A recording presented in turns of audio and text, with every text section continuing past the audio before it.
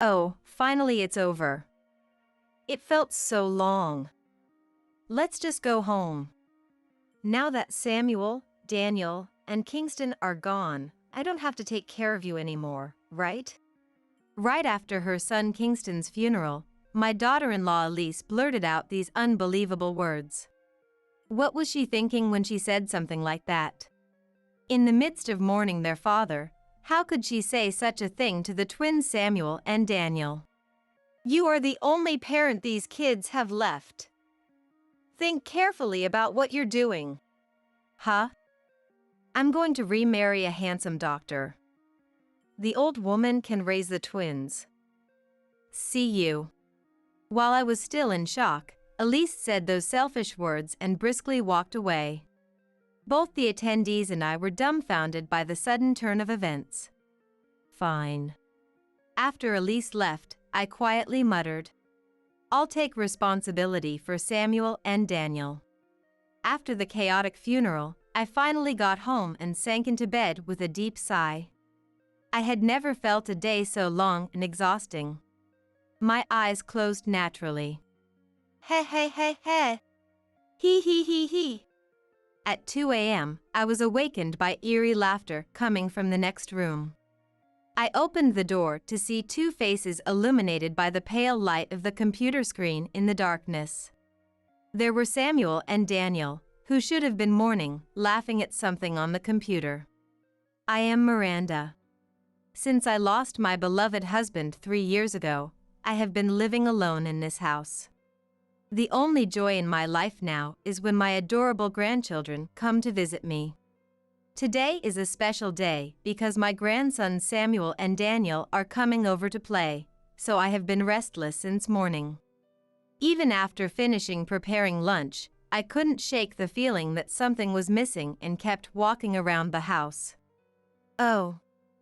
The camera. The grandkids, who had just started elementary school recently, said they would show me their new uniforms. To capture their shining moments, I started rummaging around for the camera. Found it. Now I'm all set. Just as I breathed a sigh of relief, I heard the sound of a car engine stopping in front of the house. Grandma. Hello. I heard cheerful voices coming from the entrance. Yes, welcome. As I ran to the entrance, I saw Samuel and Daniel standing there with brand new backpacks and spotless uniforms. Behind them were my son Kingston and my daughter-in-law Elise. Mom, we're back. Hi Miranda, it's been a while. Good to see you. Come on in.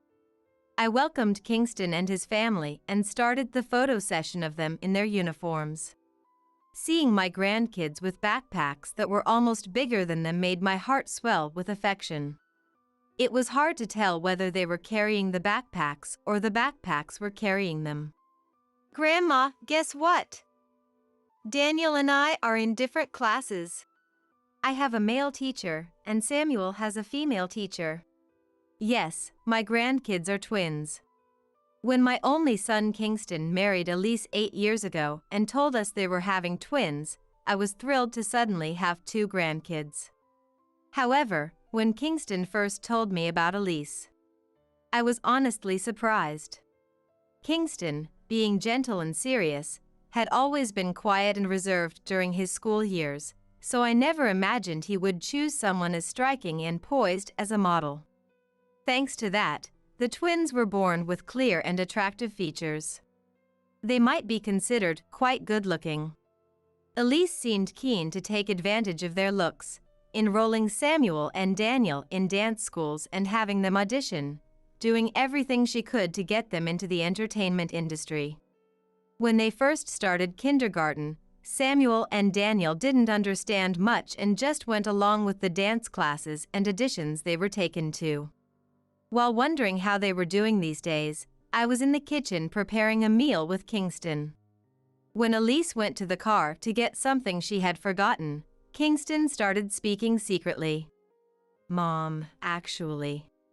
It seemed to be about Samuel and Daniel. When they just started elementary school, they strongly resisted and said they didn't want to dance or be on TV anymore. For a while, their relationship with Elise wasn't good. Apparently, when Samuel and Daniel started elementary school, they clearly expressed their opinions to Kingston and Elise. It seems that, like Kingston, both of them were not comfortable with being in the spotlight. Elise wanted them to continue somehow, but thinking about Samuel and Daniel, she decided to stop everything.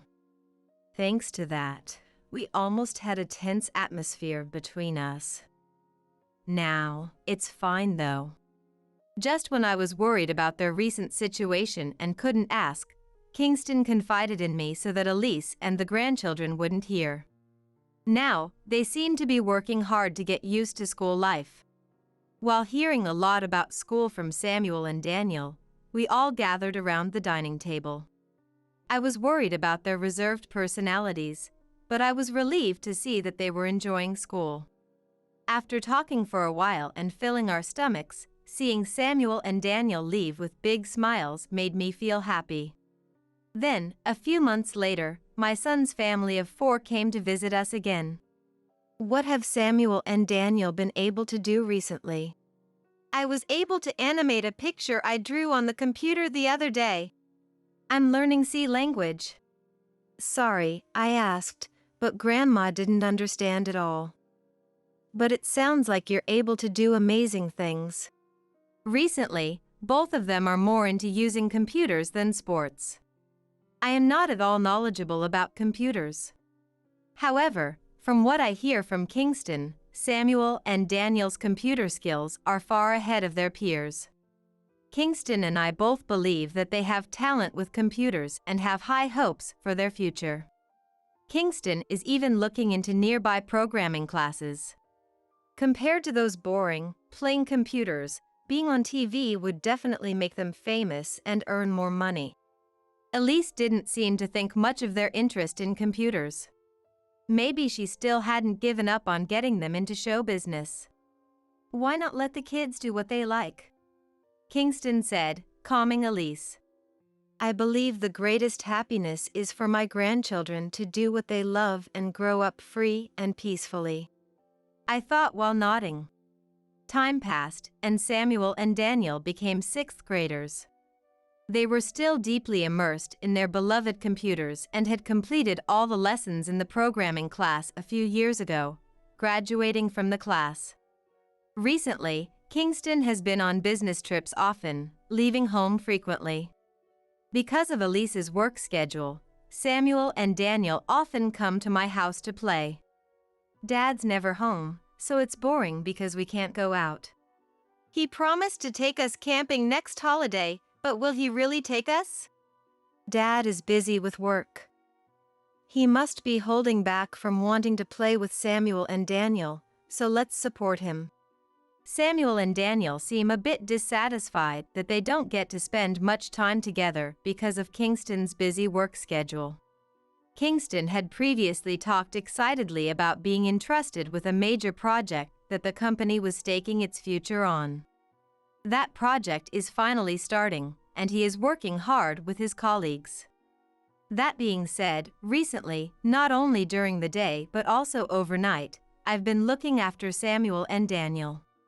At first, I welcomed them gladly, thinking it would be a nice break for Elise, who is juggling work and raising kids mostly by herself.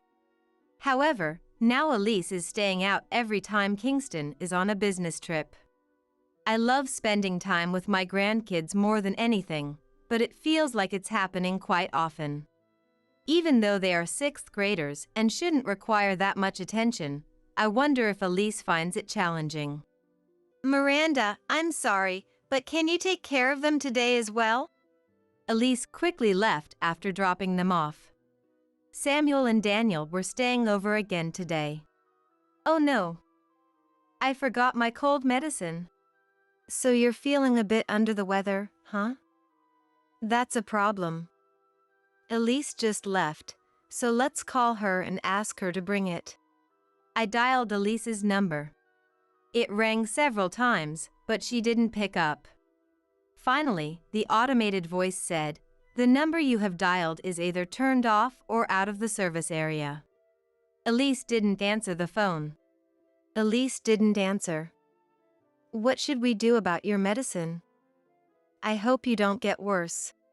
Oh, Mom, she turns off her phone for important meetings. Samuel's words made me question. What? So during important meetings, you can't reach her at all? Yeah, whenever we call, it doesn't go through. But my cold isn't that bad, Grandma. I'll be fine. Compared to my worry, the kids seemed unfazed. Even if she has important meetings, what would happen if there was an emergency involving the kids? They've been safe so far, but isn't this bordering on neglect? I felt sorry for Samuel and Daniel, who seemed neglected by their mom, and a bit of resentment began to grow. The next evening, when Elise came to pick them up, I asked her, Elise, Daniel forgot his medicine, so I called you shortly after you left, but was it difficult to answer the phone? Oh, sorry about that. I turned off my phone, didn't the kids tell you? Elise replied nonchalantly, as if it was the most natural thing. I see, but there might be emergencies, so maybe you should keep your phone on. I didn't have the energy to scold Elise any further and didn't say anything more. Even after that, Samuel and Daniel came to stay a few more times. Every time I had a reason to call Elise, she never answered.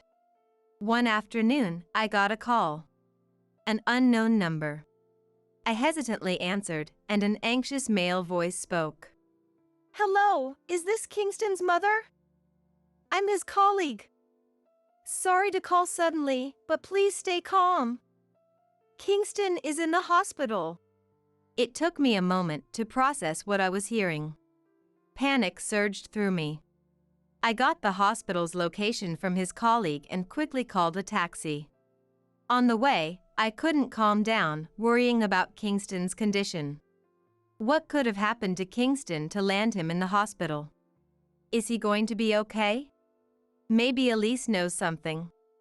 I tried calling Elise, hoping she would answer, but all I got was the long ringing tone. Then the automated message. The number you have dialed is. Why can't I reach Elise at a time like this? I keep calling her over and over, praying she'll pick up, but the result is always the same. All the way to the hospital, I tried to get in touch with her, but she never answered. When I arrived at the hospital, a teary-eyed colleague greeted me and explained the situation. Kingston had suddenly collapsed at work and was rushed to the hospital. They provided the necessary treatment, but his condition was critical, and he still hadn't regained consciousness. I called his wife, but she didn't answer any of my calls. So, I contacted you, Mrs. Scott. Thank you for coming so quickly. Elise hadn't answered the phone after all. It seems Kingston had been suffering from insomnia lately and looked unwell, and his coworkers had been worried about him. Had he been working so hard that he couldn't sleep, or had he been pushing himself too much? I regretted Kingston's earnest nature. I decided I needed to inform Elise of the situation and headed to Kingston's house. Worried about Kingston's condition, I reluctantly left the hospital. When I arrived at Kingston's house, I found Samuel and Daniel home from school and waiting alone. Grandma, what's going on? You're home already. Hasn't Elise come back yet? No, not yet. Are you going to wait here? I wondered how I should tell Samuel and Daniel about Kingston. Was it even my place to say anything? I decided to wait until Elise came back so I could explain everything to all three of them together. After a while, Elise came home. Elise!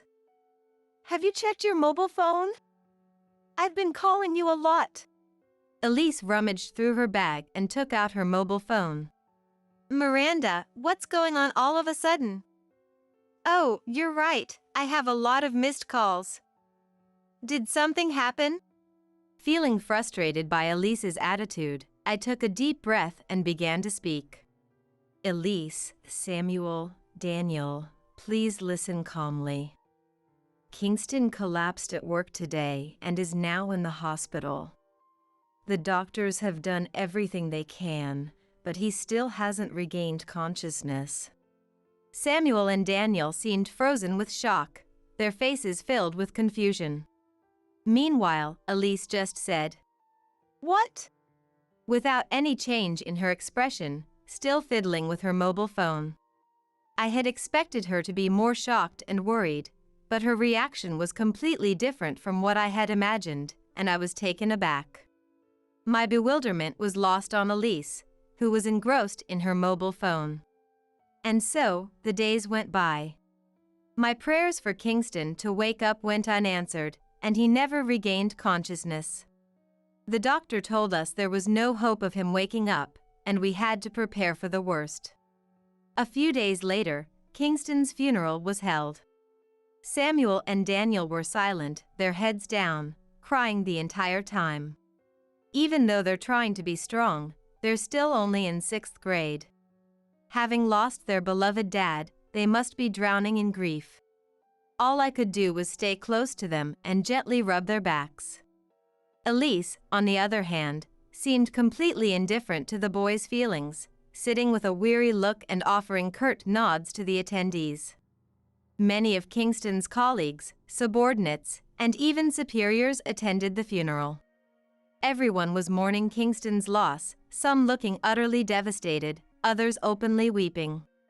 Seeing how much my son meant to his company filled my heart with pride. But there was something strange.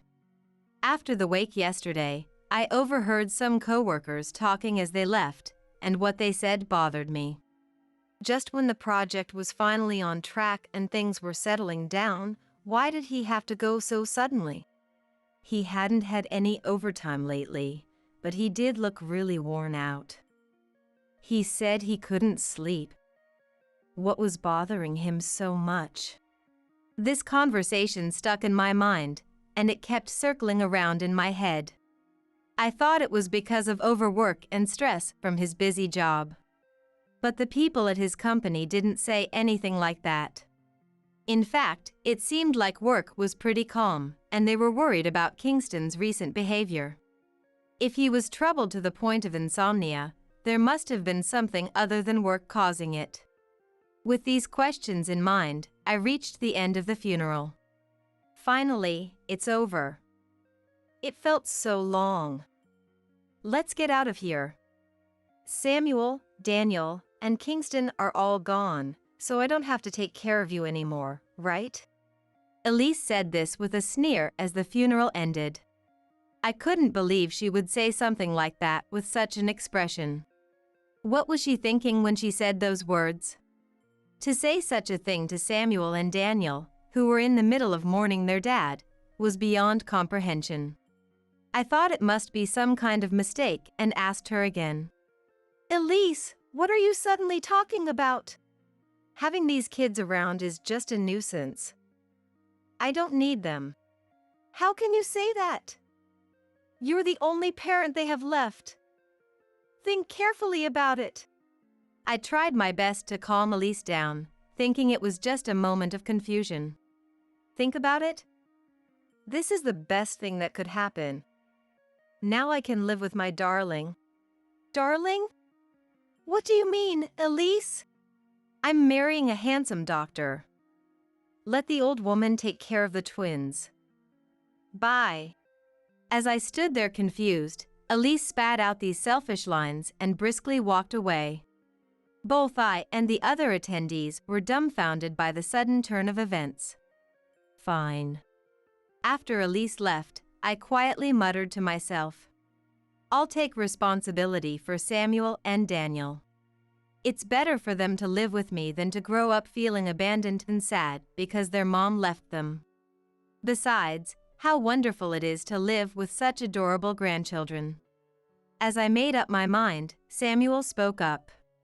Grandma, can we live with you? Of course you can. Samuel smiled with relief. It's better to be with Grandma than with Mom. Mom's never home anyway. I don't think she cares about us. Daniel's words broke my heart. How dare you let a child say something like this? How could Elise be so indifferent to them? We stopped by Kingston's house, packed up some essentials with Samuel and Daniel, and finally made it home. After dinner, Samuel and Daniel seemed tired and didn't talk much, looking sleepy. They must have been exhausted both physically and emotionally today. Not only did they say goodbye to their dad, but their mom also walked out on them. I wondered if Samuel and Daniel were okay mentally. Both of them seem calm, as if they've accepted the sudden event, but I'm terribly worried about what they're feeling inside. Rather than saying anything more, I guess I'll just have to watch over them for a while. Both of you must be exhausted today. I'll make your beds, so take your time and rest. Once I'm done cleaning up, I'll go to bed early too. While I was doing the chores, Samuel and Daniel were no longer in the living room. They must have taken their showers and gone back to their rooms. I finally got into bed and let out a big sigh. Suddenly, today's events flashed before my eyes like a slideshow of memories. Is Elise really planning to give up the children? It was late at night, but I wanted to confirm my feelings once more, so I called Elise. The number you have dialed. I hoped she would answer, but the familiar automated message played. I haven't felt a day drag on this long in a while. I was utterly exhausted. My eyes naturally started to close. He he he he. He he he he. At 2 a.m., I woke up to the sound of laughter coming from the next room. I thought it might be my imagination, but the laughter continued. Samuel and Daniel were supposed to be sleeping in the next room. Thinking they should be asleep, I decided to quietly check on them. When I opened the door, there were two faces illuminated by the blue glow of a screen in the darkness. Samuel and Daniel, who I thought were asleep, were watching something on the computer and laughing. What are you doing up so late? Oh, Grandma. Did we wake you? Sorry. Yeah, Grandma, come take a look at this. Following their lead, I peeked at the computer screen. Elise? Darling? Whose messages are these? Could it be? Yeah, that's right. These are messages between Mom and her partner. Displayed on the computer screen was a message history between Elise and who seemed to be her partner. Grandma, you probably have the same notifications on your phone right now. So, I went to get my phone and check. Sure enough, there were notifications. When I opened them, I saw the same message history as on the computer screen. How did you do this? Was it you too? Samuel and Daniel answered proudly. Yeah, we did it. By now, everyone in Mom's contacts should have received the images. What? What do you mean? I asked them to explain the situation because I couldn't understand. I think Dad collapsed because of Mom. Apparently, Kingston had been suspicious of Elise, who had been staying out a lot recently. Kingston had been questioning Elise about where she was and what she was doing, but she always brushed him off, which Samuel had overheard. Maybe because we're still kids. Even though Dad was definitely troubled, he didn't say anything to us. Kingston had been worried about Elise's frequent absences and the fact that she always left the kids with me. Sometimes when I was sleeping with Dad, I would wake up to hear him groaning in pain. He probably couldn't sleep well because he was so distressed. Somehow, the kids had sensed Dad's stress and his inability to sleep. But the old men at the funeral kept saying it was because he was overworked. It was definitely Mom's fault. Samuel said this with a bitter expression. You wouldn't believe what a child says, so I couldn't tell you at the funeral that it was Mom's fault. So, I decided to show everyone the evidence after the funeral, and I used Mom's cell phone to program it. No matter how much they pleaded about Dad's collapse, the adults wouldn't believe them. Moreover, whenever they tried to talk about it, Elise would stop them. It was surprising that they would expose it this way, even though they were good with computers. They spoke with such a clear and refreshed expression that it made me feel a sense of admiration. Still, it was curious how they managed to manipulate Elise's cell phone when they weren't home much. So, I asked. Mom is bad with cell phones and computers. So, we did all the settings for her. That's when we memorized all the passwords. We also looked at the messages and found out who Mom was always with. When she was with Darling, she would always turn off her phone. So, we made it so that information would be sent when she turned it off. So now that the pictures are being sent, it means the phone is off. Look, all the evidence we prepared is being sent. I checked the notifications on my cell phone. The kids are going to Grandma's, so I'll be with you, Darling, today and tomorrow too. You Darling is handsome and competent, but my husband on other hand, despite working seriously, his salary is low. It's incomparable. I'll fabricate Kingston's affair, and if I can get a divorce, I'll get plenty of alimony from the divorce court.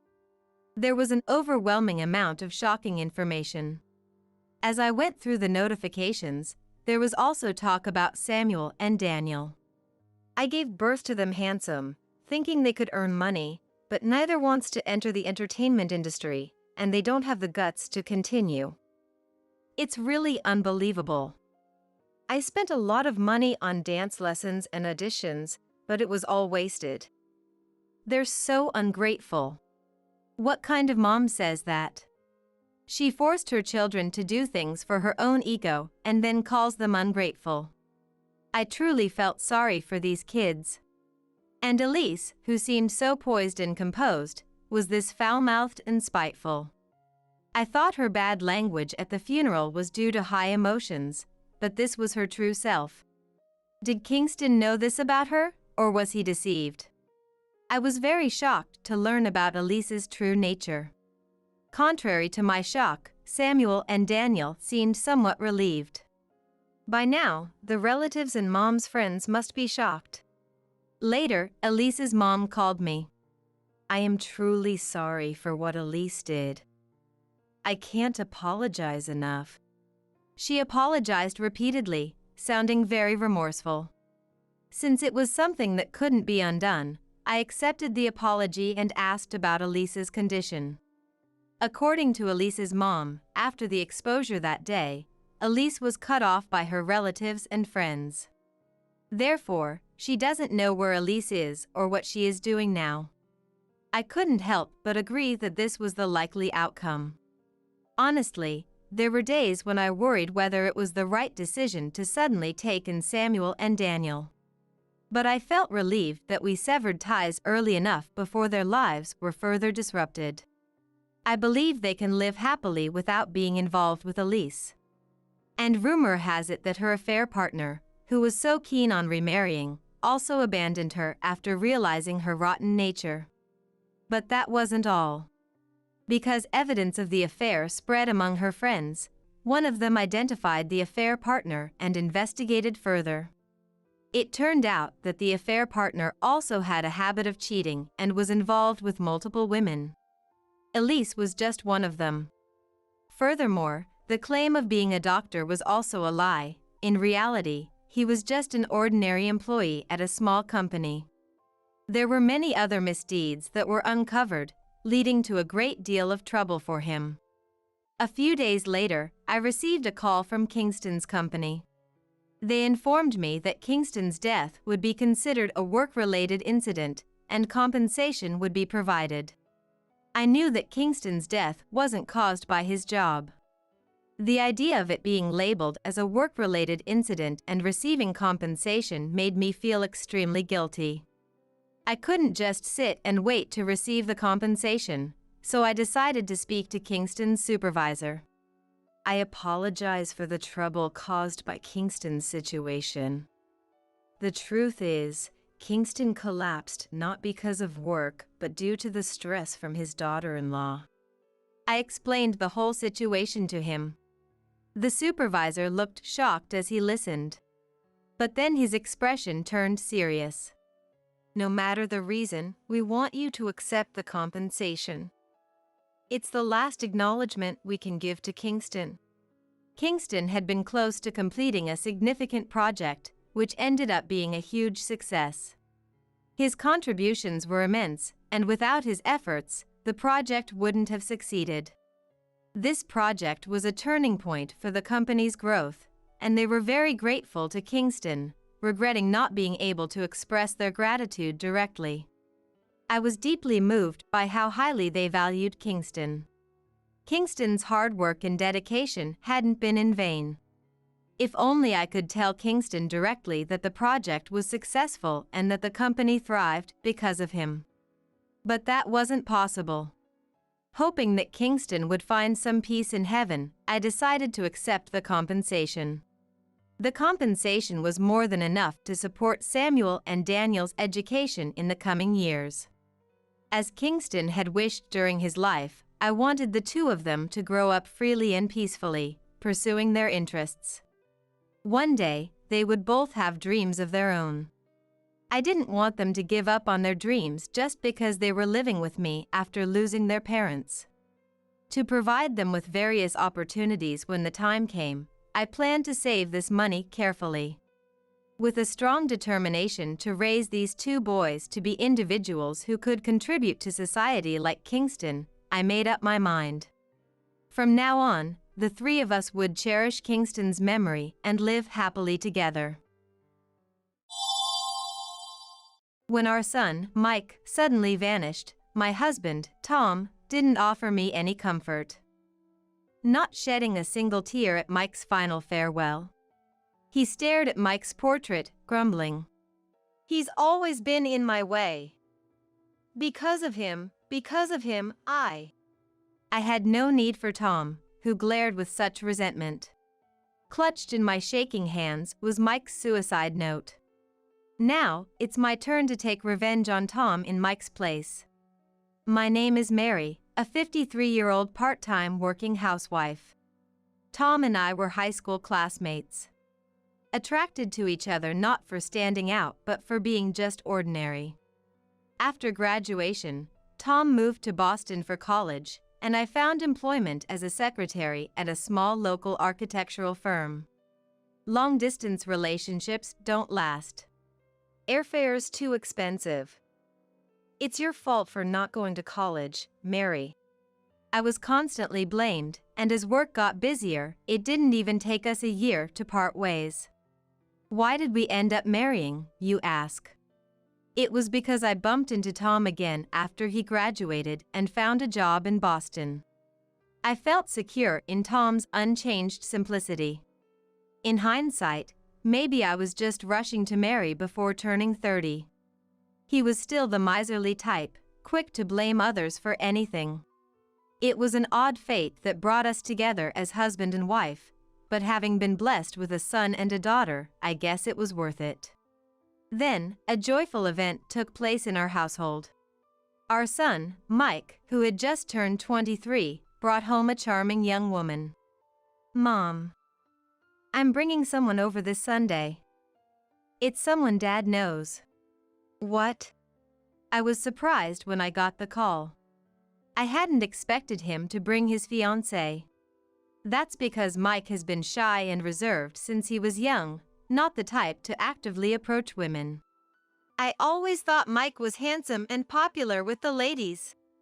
But our daughter Anne, who is 2 years his senior, seemed to have seen through him, blessing Mike's engagement.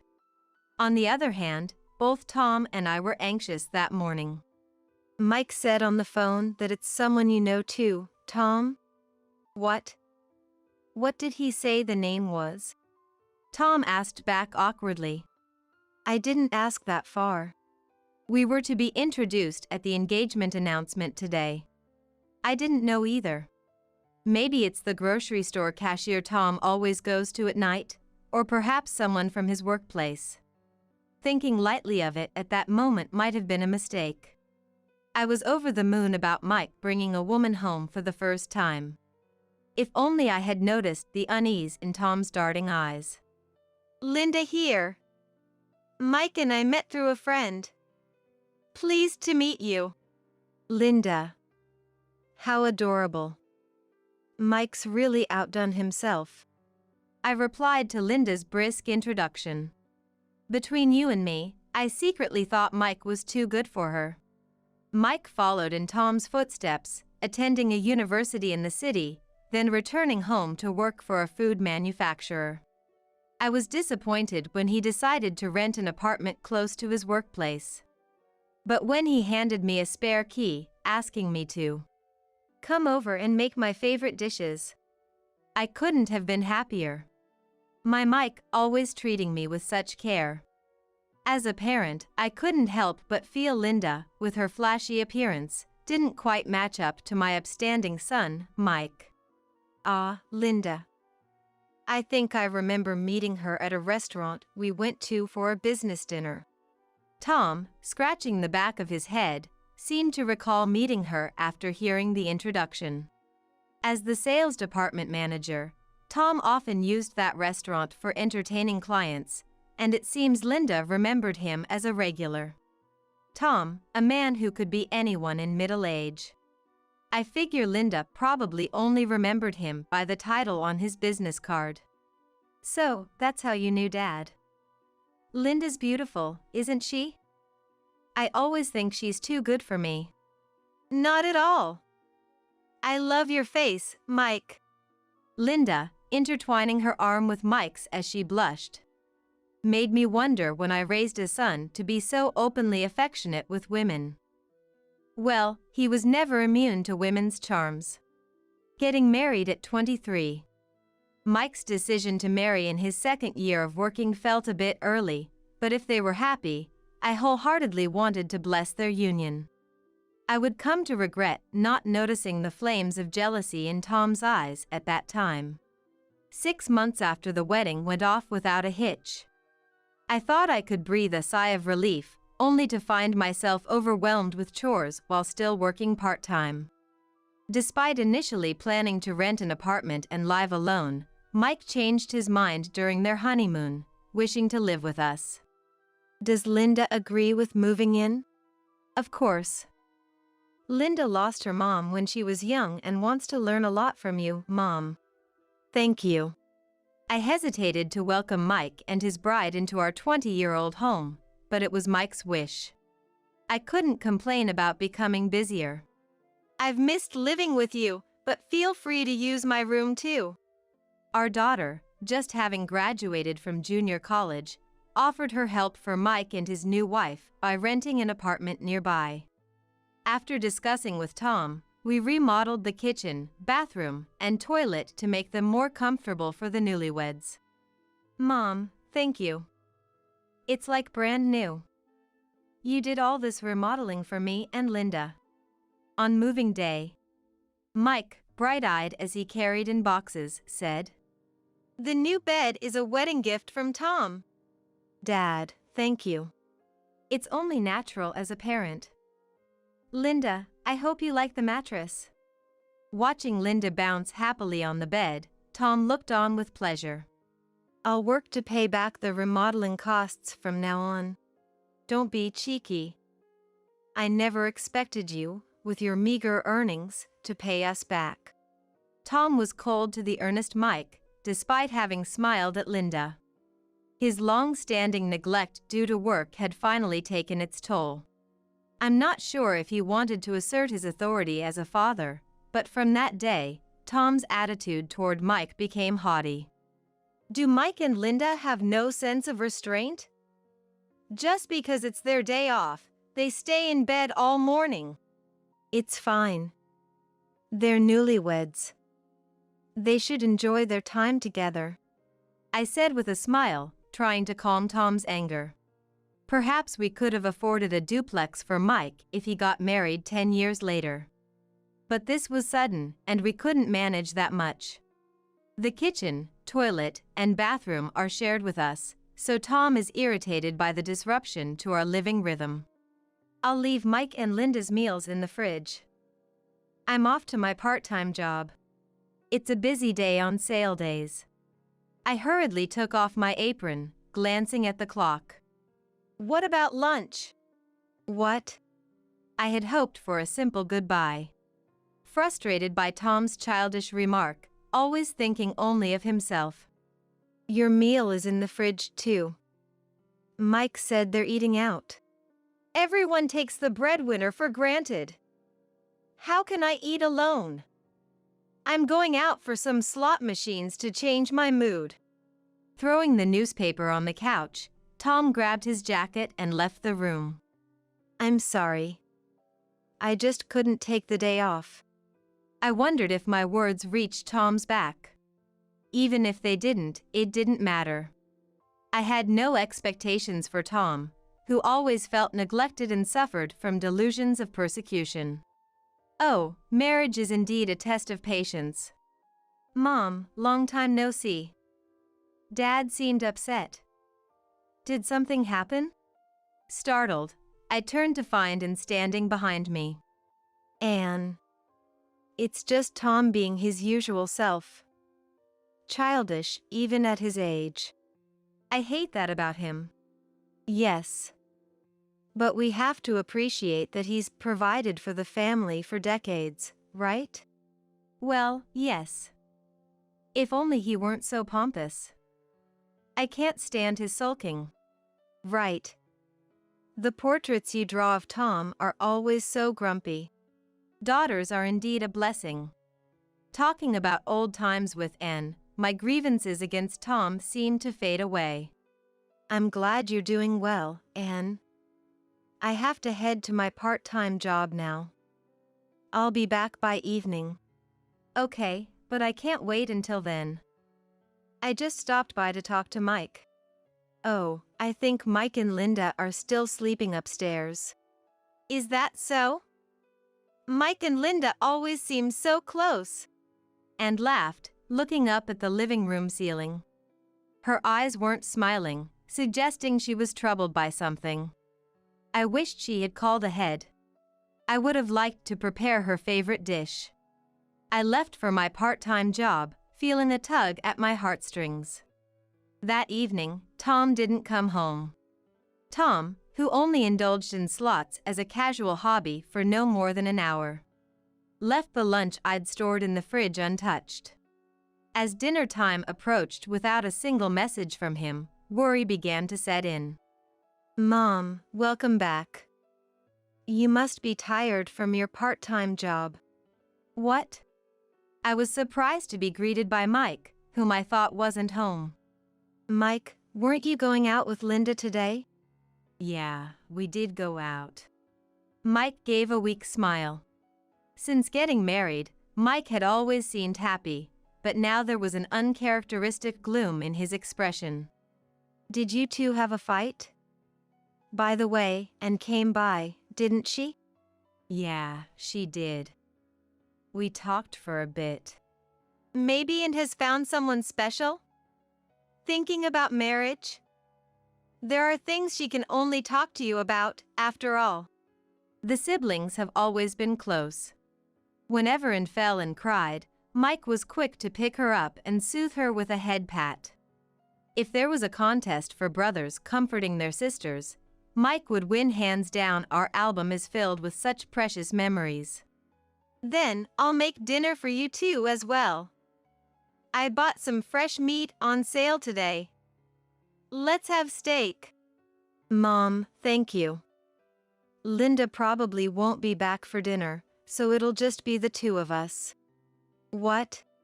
Mike's comment, as if he knew Linda and Tom wouldn't be returning home, left me pondering. This would be the first dinner just between Mike and me since they moved in. Mom, it's delicious. Thank you for always. Mike always expressed his gratitude before eating, warming me to the core. It was more rejuvenating than any luxurious bath bomb. Late that night, Tom came home, humming a tune and in high spirits. Tom, where have you been all this time? That's none of your business. His mood was good, but his attitude remained poor. Best not to stir the pot. I took great care not to even mention Tom's disheveled thinning hair. Has Mike gone to bed? Yes, probably. Normally, the question would be about both Mike and Linda, but this time it was just about Mike, which felt odd. For the first time in a while, Mike and I had dinner just the two of us. You know how Mike used to eat so little when he was younger? But tonight, he finished a huge steak. What? Just the two of you indulging? With whose money do you think? There's some saved for you too. It's your fault for not coming home. You always talk back like that. That's the problem. If you were younger and more submissive, I wouldn't have to do things like this. Do things like what? Did he accidentally let something slip? Tom covered his own mouth. Could it be debt? Or embezzlement of company funds? My mind raced to conclusions. Given Tom's high salary for someone in his 50s, and considering his appearance, an illicit affair seemed out of the question. Dad, you're home early. Mike interrupted us, as if to prevent an argument. Mike, don't startle me like that. Dad, we need to talk. Seeing Mike's troubled expression, I thought perhaps Linda wanted to end their cohabitation. I want to hear this too. Sorry, Mom. I want to have a man-to-man talk with him since it is going to be the last time. Told it was a conversation for men, I refrained from pressing further. Tom appeared to be annoyed yet defensively poised. All right, I'll go upstairs.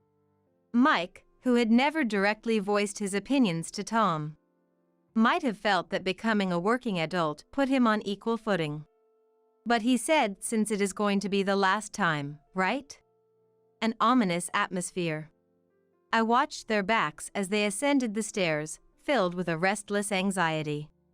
I don't know what Mike and Tom talked about that day. All I know is that Tom came down from the upstairs looking pale. I pretended to sleep, fearing that asking would only worsen his mood. The next morning's atmosphere was like that of a funeral. Tom, Mike, and Linda were all silent, feeling the air too tense to inquire about their return.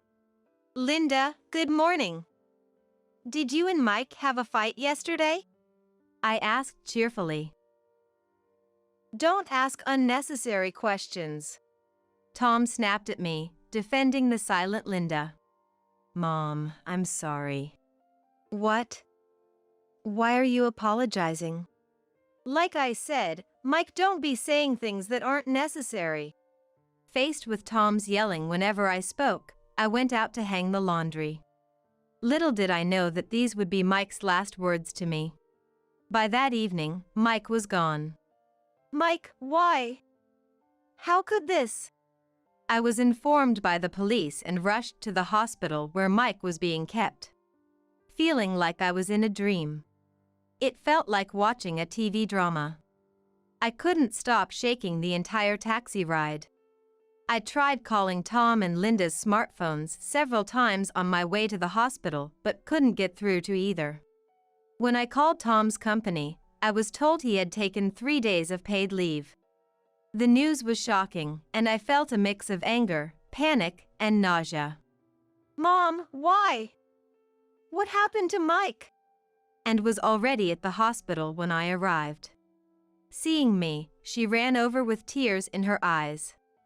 I don't understand what's going on. I can't reach Tom or Linda. Unforgivable. What?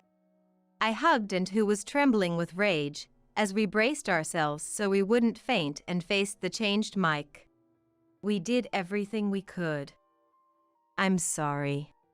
According to the doctor, Mike had suddenly darted into the street and was hit by a car that couldn't avoid him.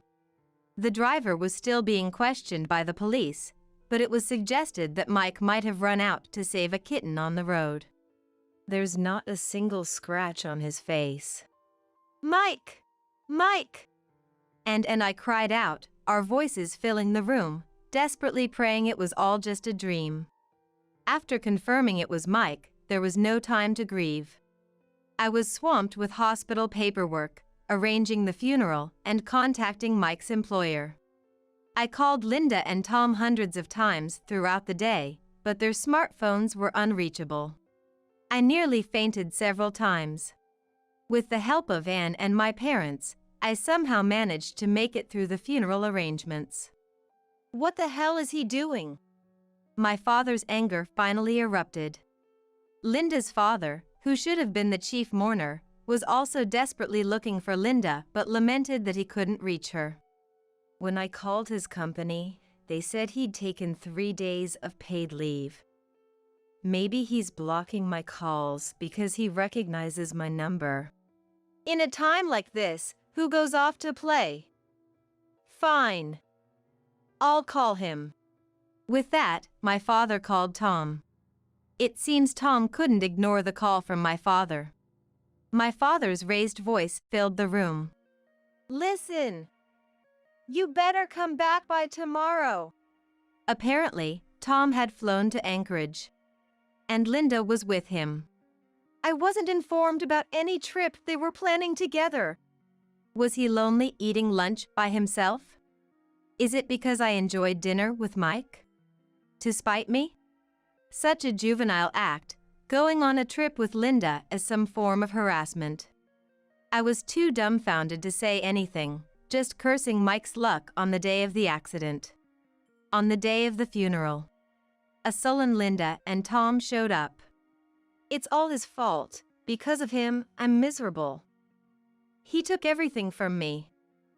I was just taking back what's mine. Tom glared at Mike's portrait. Linda and I were about to eat something delicious together. How could you even call yourself a father? My father was furious at Tom's absurd remark.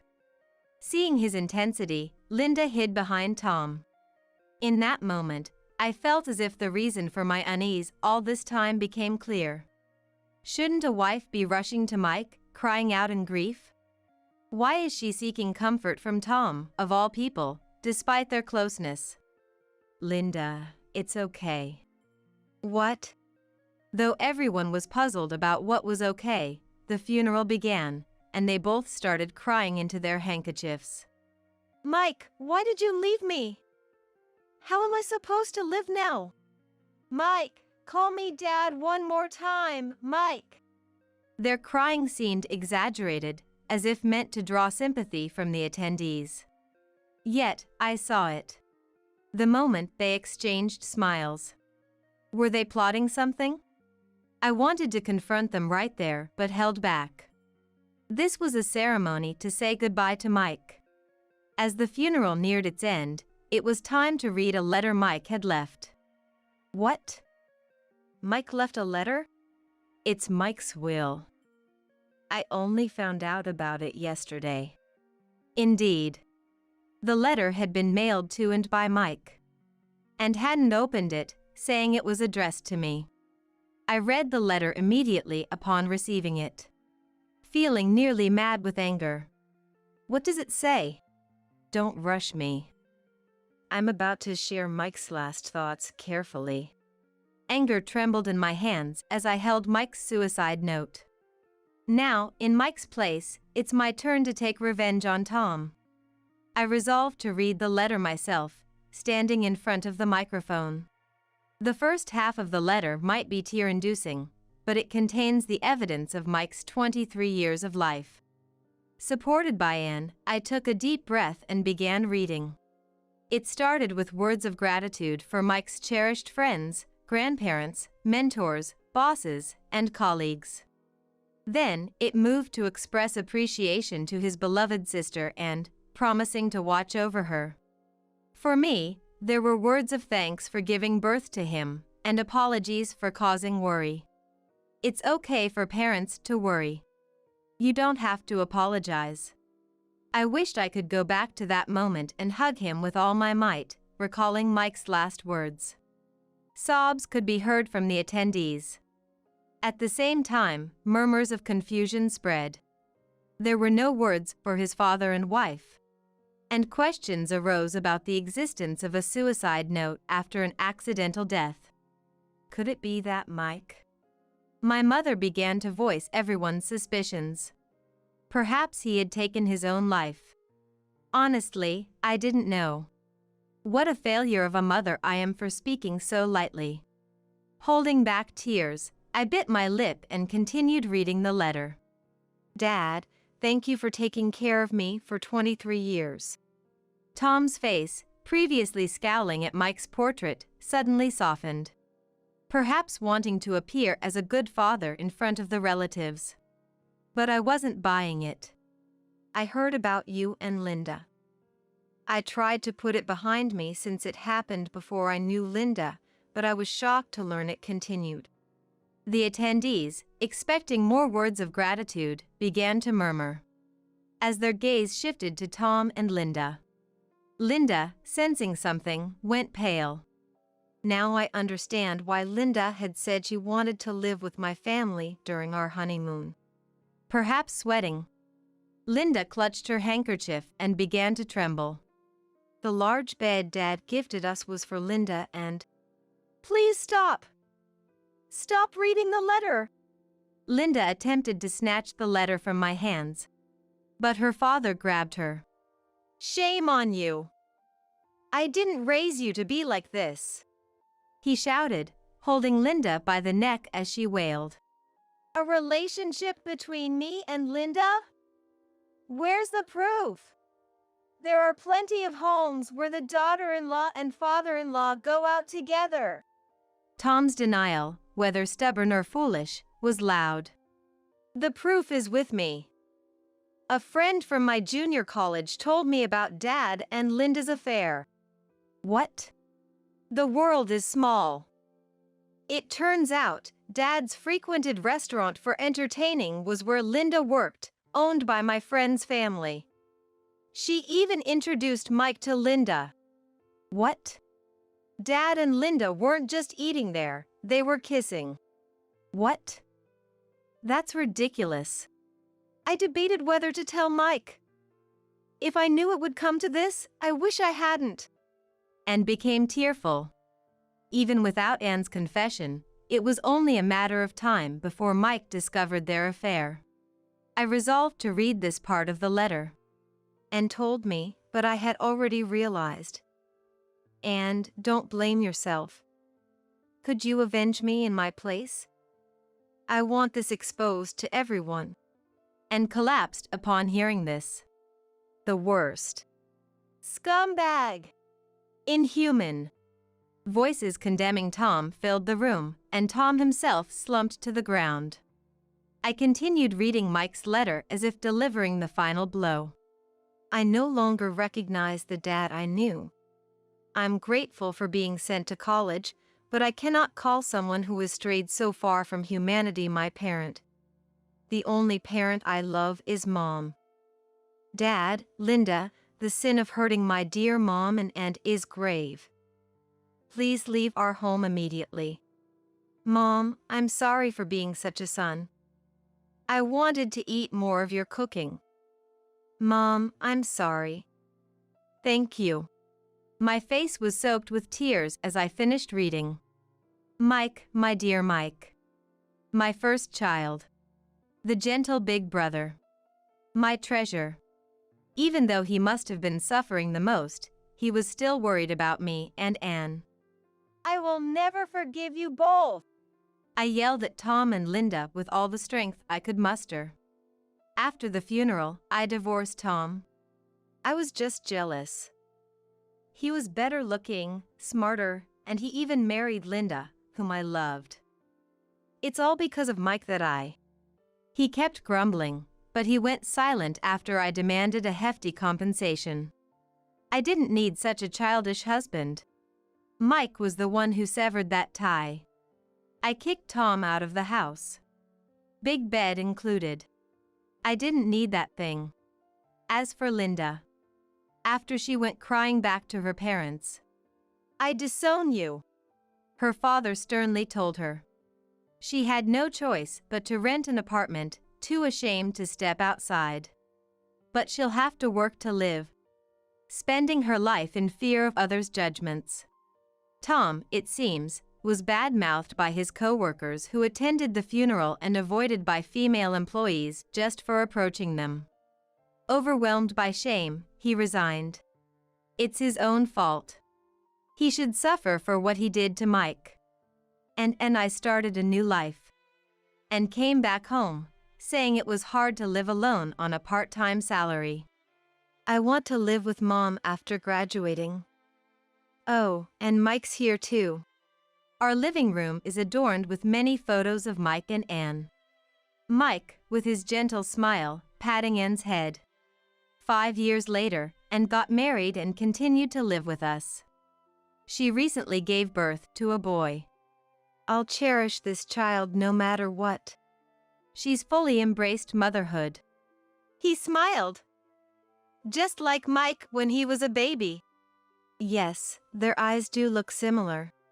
I smiled, looking at Mike's baby photos, and gently stroked the baby's head. I wish I could see Mike. I muttered, Mom, I'll always be with you. Wiping away tears, I felt as if I heard,